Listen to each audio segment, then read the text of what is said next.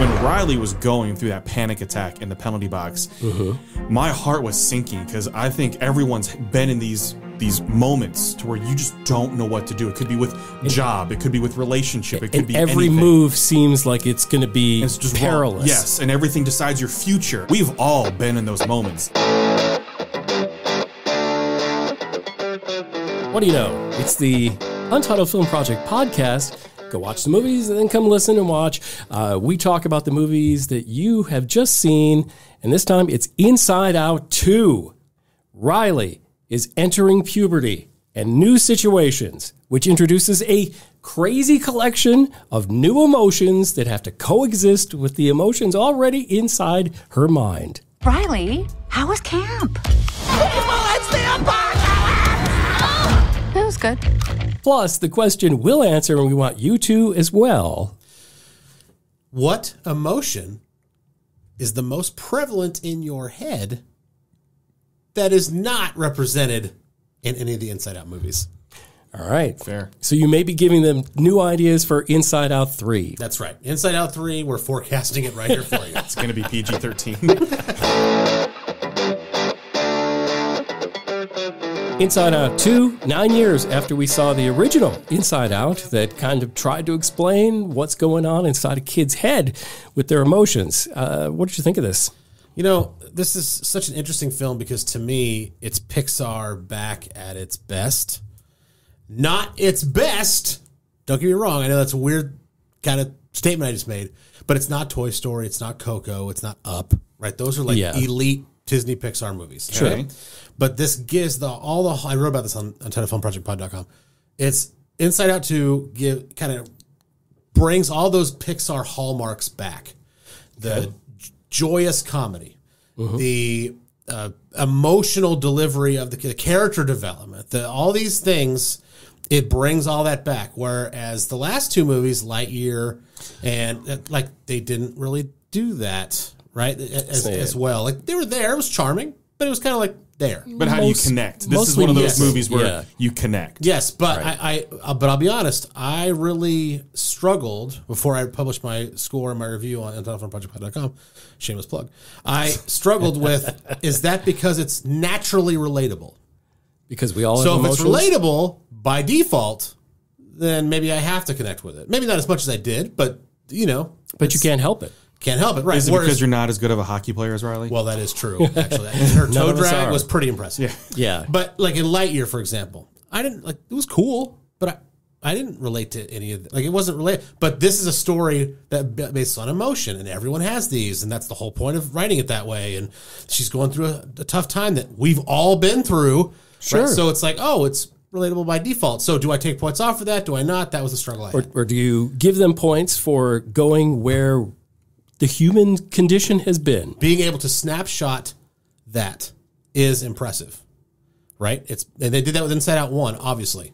And what I noticed in the end credits, too, is they had plenty of people on an advisory committee, doctors, that were part of the advisors on this. Obviously, people that deal with mental health, emotional health. I'm so glad you brought that up. That is, I think, a huge point. And this is buried deep in the credits. And I just saw, and these people consulting, all these different doctors. That's a huge part of it because it shows Pixar overall, we're used to them doing their research. Especially when like Luca did the research, Right. Coco, they do their can do it correctly. Moana, doing things correctly to provide the right type of setting and dialogue and everything that's important for these films to give off the air of they're fresh, they're new, but they're also keeping it real with what's really going on. So here, you don't the settings in someone's head as well as plus the hockey camp stuff, but in someone's head. So what are the emotions and how do people express it? What is going on during puberty? And I'm sure Jim, who has had children go through puberty and teenagers, And I will soon. Yeah, Myself. and having that snap moment of all of a sudden a kid wakes up and all of a sudden it seems like whoa, what happened overnight? Where'd here? the monster come from? Yeah, and that it's a work in progress. I mean, I think they did such a good job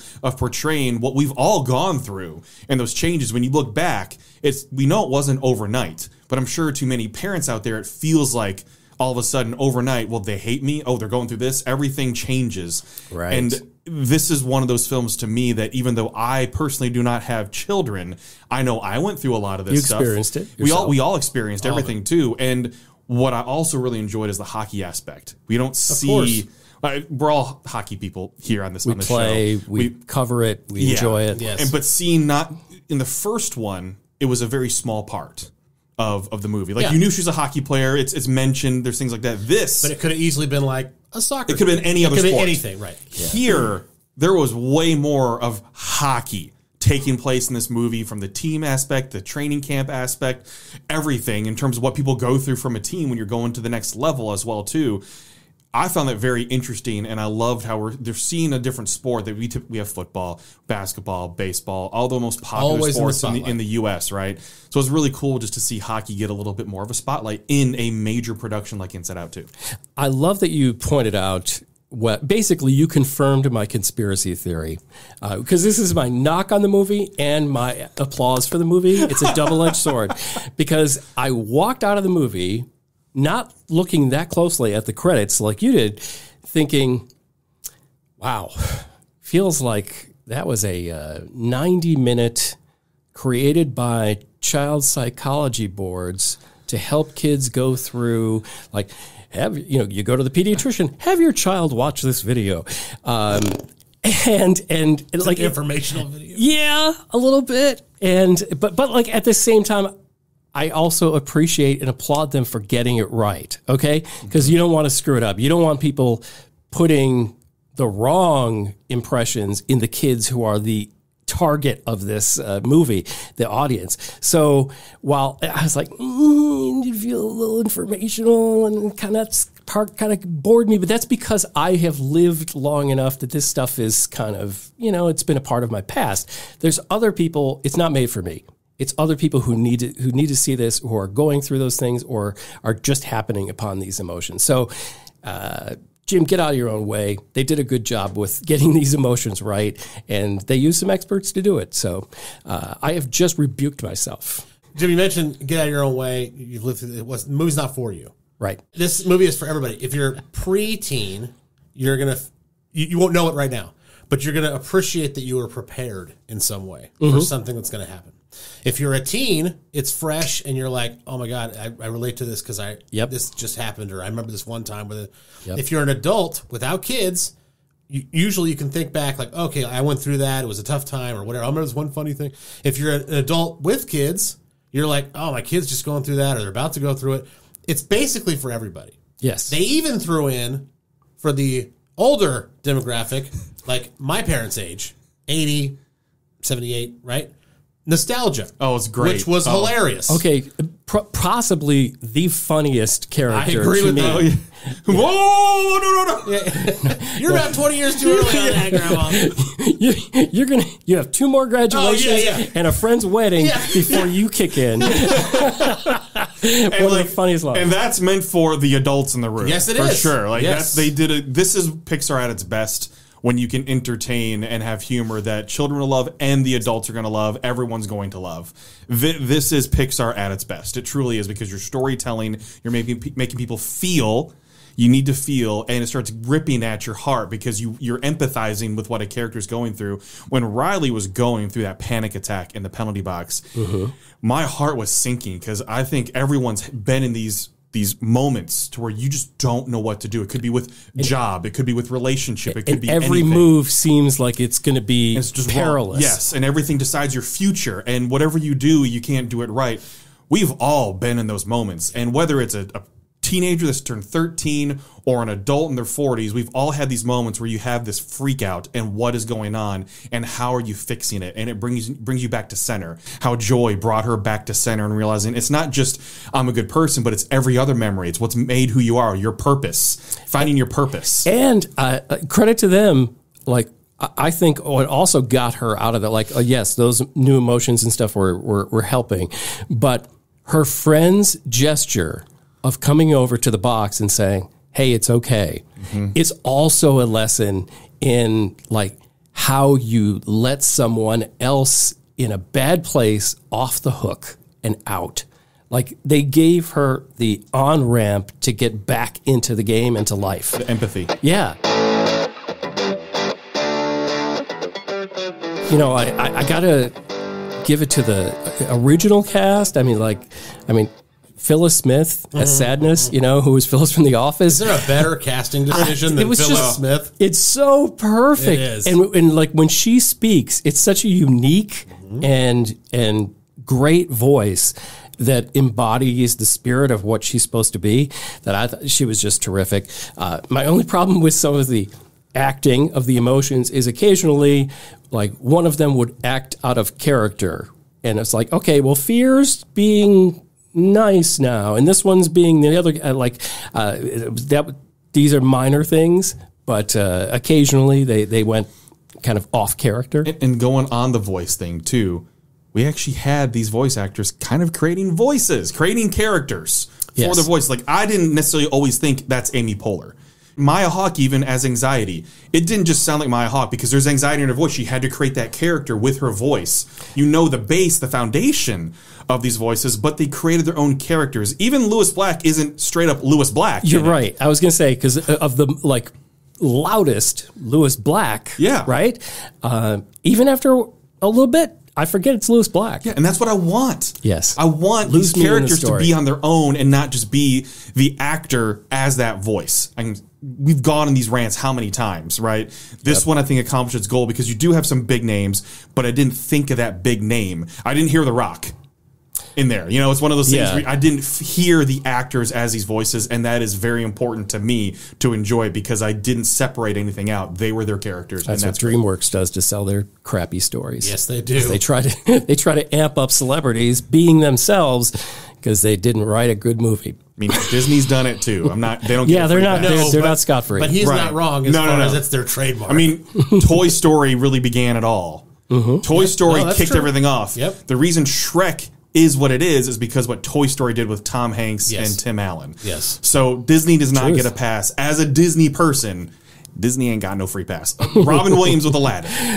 Yes. I mean, but it's not their go-to. It isn't. It is definitely more for Sony, especially Sony. More than I think DreamWorks at times. Really? Yeah, I think Sony at times has taken over that mantle. Yeah. It's a roller coaster of a world. They trade places. Either one.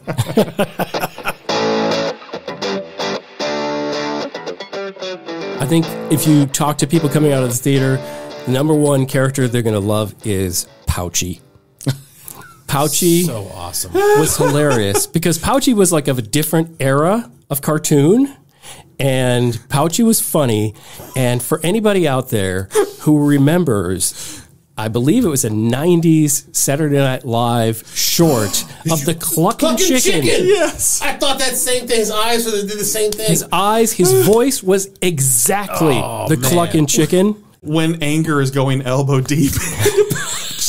So funny. I was losing it. I'm going, this is for the adults right there. So funny. Oh my God, it was perfect. Oh. I'm Pouchy. He even sounded like the Cluckin' Chicken guy. It was dead on.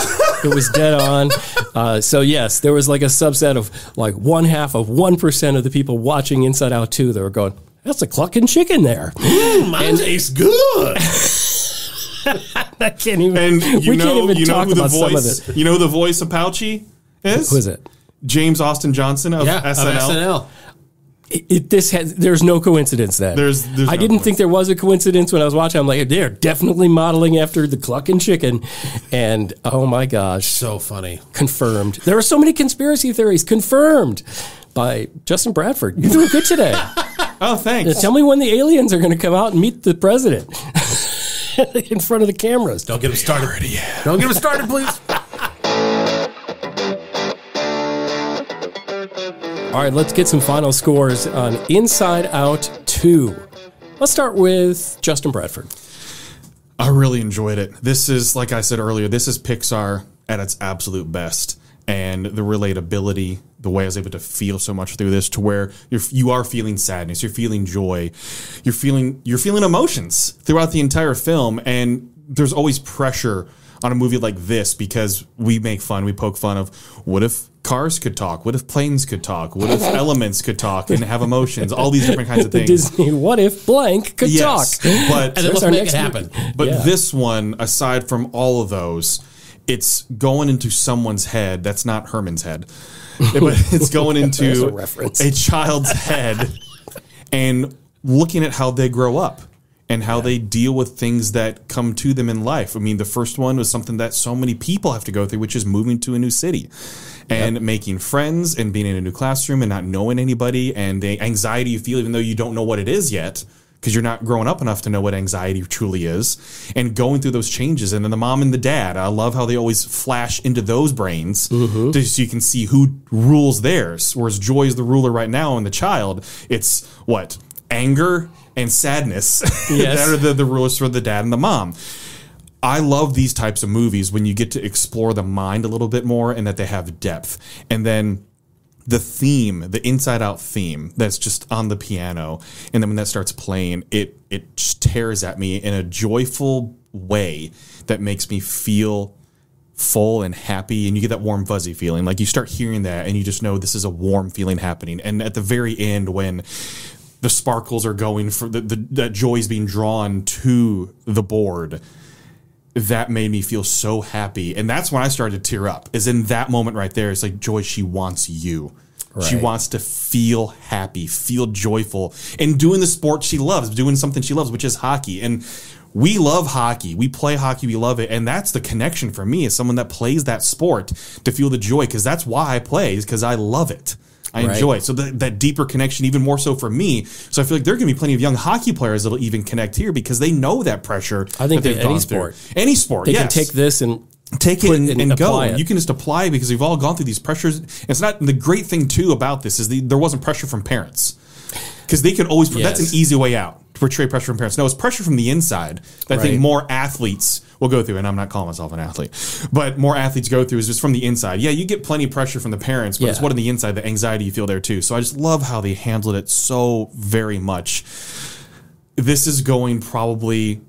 This might be top 6, top 7 for me now. Wow. Already. And I can't off the top of my head rail off, but I just know this enters elite status for me because of the way I connected to it just immediately. And I want to see it again. And when you want to see one again, you know it's already entering a different status level for you. So in that, I give it a 9. All right. High score. Whoa. Very high score for Inside Out 2. Mr. Wow. Gopher, what do you score this? I went 7.5 because I think it is Pixar at its best, but I also think we've seen it, and so I take points off for that. Inside Out 1, it's kind of hard not to see it. It's a sequel, okay? But Inside Out 1, let me back up for a second. I had a coworker of mine when I told him that it was one of like the 4 or 5 Pixar movies I'd never seen. He goes, "Oh, you got to see it." And I was like, okay, I'll make time for it. And he goes, "But just FYI, it will wreck you." I was like, "Oh, great. Can't wait." So wreck me or... So I go in and I watch it at home, not in the big screen. This is probably 2019-ish. So this is like 5 years after it came out, ish. And my family and I are watching it, and I'm just a puddle of tears in probably the last, let's call it third. Okay. Just absolutely, it's hitting me on all the right notes. It's plucking the memories in my brain of, because I wish I could suppress that one, or I wish I didn't have to go through that one, or whatever. Sure. And all of a sudden it visualized like what my memories are, like a little glass ball, and they work in conjunction, and you don't want those. You want to have this. You want to have balance. Like all these things are firing because of this one animated movie that I missed. And it was just, waterworks. Okay. This one, I did find myself choking up a little bit when she, I think Joy hits the string and she says, "I'm a nice person." And it was just like, holy crap. Like it was just, and I didn't actually cry, but I had to fight back tears at that moment. But no other part, it was all sweet and awesome, but no other part really put me on the precipice of crying. So therefore, it's not as powerful as Toy Story 1, as Coco, as Up, as Inside Out 1. There's a couple others I could probably name, right? That were just like super powerful emotionally. So it has to go in the second tier. But I think it's top-notch second tier of Pixar. We're talking about Pixar, obviously, right? Sure. Pixar films. So 7.5 for me. Okay. The last thing I'll say about it is the diversity of the cast. Not the cast. I shouldn't say it like that. Of the characters. Right. Hockey is known for a white man sport. It just is. Canada first, and then white people, and then whatever else, right? Right. It's just known as that, okay? And it was so great to see a mixed race hockey player be the star, and a black coach, and it was an Asian friend, I believe, and a black goaltender. It was so great to see that because it didn't feel forced. It felt like, no, these are kids and they're playing hockey and they love that. And it's high school, so it's going to be diverse when it's in high school, right? But I'm saying especially in California. Yes, California. That's true. They could have easily went like mostly white people, token black person, here's some Asian, maybe an Indian. If this would have been based in Minnesota, they probably would have. It would have been a little different, but I think that helps with it. Riley's family moved to California. They're trying to represent that area. Representing the area. That's the community. That's the Bay Area. My point is, as a hockey player, as a person who loves the sport, it was so great to see a non-forced representation on the screen where it was just normal. Which is also why representation matters, because you're going to see how many kids see the screen and be like, absolutely, that's me. That's me. I can play that. I can play that. I play hockey. Even though it's not a real person, right? They absolutely will do that. Absolutely. Yeah. Sorry, Jen. I'm going to cut you off there. You didn't cut me off at all. This movie, I would say, affects me more every day after I've seen it. Okay. I do have one problem with the Inside Out movies, and it was the same in the first one and the same in the second one, which is when it's just the emotions doing stuff inside in the emotion verse, I am less interested. My interest goes down. It gets a little boring for me.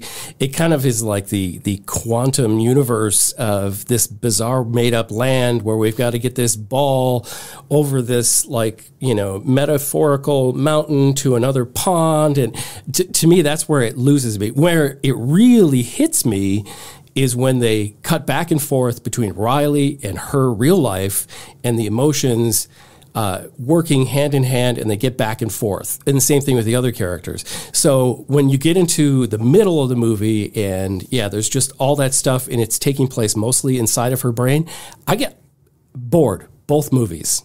Okay. But then it comes back together and it gets more meaningful when it's like you see the cause and effect, right? In what happens to Riley based on what's going on inside her. So, it redeems itself as it gets out of that little lull in the middle for me. I really do love the way that they portray these things that happen to all of us, the relatability. They're sending the right messages. I don't think there's any red flag for any parent whatsoever, like of any belief system that's, not a psychopath that isn't going to say, this is how I want my kid to develop, right? And understanding that kids make mistakes. Right. They're going to go through hard times. They're going to make mistakes, but they're going to come out better on the other side. So, for one of these movies that I'm not particularly drawn to because it's not made for me, I'm going to get something out of it. I'm going to give it a 6.5. Jim really loves the second act. He really loves the second act. Love it. It's time for the big question here on the Untitled Film Project podcast, and we have got a doozy for you today because we want you to put your thinking cap on, look inside your own brain, put your hands on the keyboard, get ready to comment, and let us know what is the most prevalent emotion that you have that's not represented in the Inside Out or Inside Out 2 movies. That is what we're asking, and I can go first because it's super easy. I love this. Go ahead, because it can tell us a lot about you. You could say it's anger for road rage. You could say that, but that's a character that's already there. Lewis Black voices him fantastically because he very much is that. But I'm going to go with frustration.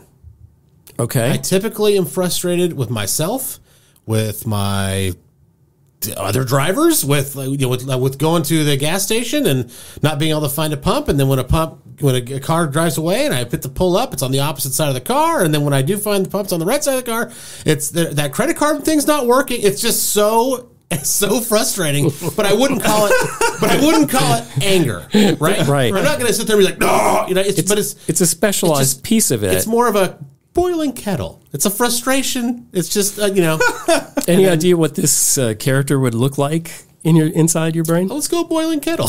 Boiling kettle. Some other fun. Okay. Let's just do that. Yeah, the kettle. But it never reaches. Just about to whistle. Never reaches the whistle. No, I know what it is. It's Gover when an official doesn't call offside or icing. If he's supposed to. like he's supposed If to. he's supposed to. And that's Gover pulls the helmet off and it's just kind of steaming. Yeah. His bald head is steaming. Yep. That's the emotion. Yeah. Okay. That's a good one. That's mine. Frustration. Yeah, it's not flames. No. It's just steaming. Yeah. There is Yeah. a difference. Yes. Because flames would be anger. This is, Brand is anger, this is that's right. simmer. And Lewis Black's already got that on lock. Yep. So we're going to go with something else. I think mine is, I think a lot of these, they could either be a part of one or there are a few of them like kind of clumped together. But I'm going to say perfectionism. Okay. And this can be from something really important, like, okay, how well are you doing your job? How well are you treating your family and all that kind of whatever. Or it can come down to the smallest little thing, like you're wearing 2 socks. Your dog tugs at one side and pulls it down about half an inch. It's not perfect. Get it symmetrical. Somebody colors outside the line. That sounds like OCD. That's what that sounds like. There's elements of that. Okay. Yeah. So I'm not sure what he looks like. It could be like a perfect box. Maybe is a character, or I don't really know what that would look like. If it would have to be perfection or perfection that's just slightly off. Okay. It could be a picture frame. It's just turned like this. Not the flaming marshmallow with the eye drooping down. You terrible try. Oh, that was good. All right. So for me, and I think there's almost could have been a tease in this one because Riley's emotions experience a little bit of like her Mount Crushmore. Mm-hmm. Yeah. So we see a little bit of love and romance. If there was a 3, there's obviously that's going to be a significant part of it because it was already teased. That could have been, not saying it, I wanted it or needed it. It could have been a post-credit scene of all of a sudden they just got done with introducing all these other new emotions. And because it is puberty, it's like, boop, oh, we forgot this one over here in this corner, which is romance and affection and love, because it's already starting to develop. And we know all through our teenage years when it comes with crushes and how often those change and that how that affects other emotions as well is how it can blind you. Love can blind you. All these things when your brain's still developing when we're younger. That's a very, very big role in developing who we are, who you love, what you love. What do you find in affection? How does affection affect you? What type of love do you prefer? We go into the love languages thing as well, too. There's so much that's involved when it comes to love, affection, romance that I think that's definitely something that continues to develop. And we saw just a tease of how that emotion could have been that would be introduced. Inside Out 3, probably. If they do another one. All right. Now that we've revealed your emotion not represented in the film that is in you, who would you pick to voice that emotion if that one did appear in the movie? And well, let's go with simmering frustration was kind of your element, Mr. Gover. Who pick an actor? No one is going to get this. Okay. Steve Odekirk in High Strung. That's my answer. Okay, It's very specific. I know and the I apologize. I know the actor, but not the character. Yeah, well, it's because like 15 people, including myself, saw the movie. I think it was straight to VHS. It was something. I could see him playing it though very well. But it's basically a stand up routine. Okay. But no, he gets frustrated about everything. That's the whole thing, and then he meets God at the end, which is Jim Carrey. Okay. So there you go. That's the summary of the movie. Oh, okay. Steve Odekirk, High Strung. That's who voices my character. I know no one else is going to do that. All right, since mine was like perfection and everything's still going to be just right, I'm putting Jim Parsons into that role. Okay. I think he could like do it really well, and also has some of my elements of snark, that to go along with it. Okay. Before you answer, Bradford, I have to say, there's really only one right answer. I hope you get it. Go ahead.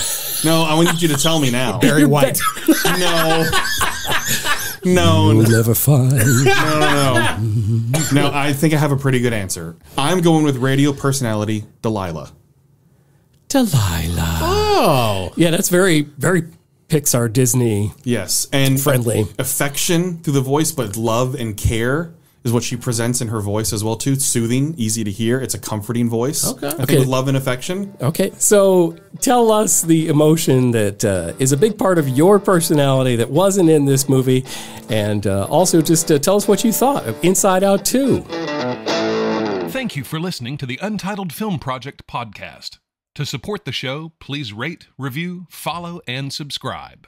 Original music by Jeremy Schwartz. Special thanks to the Music City Film Critics Association. Editing and post-production by Jeremy K. Gover. Voiceover by Chad Bennett.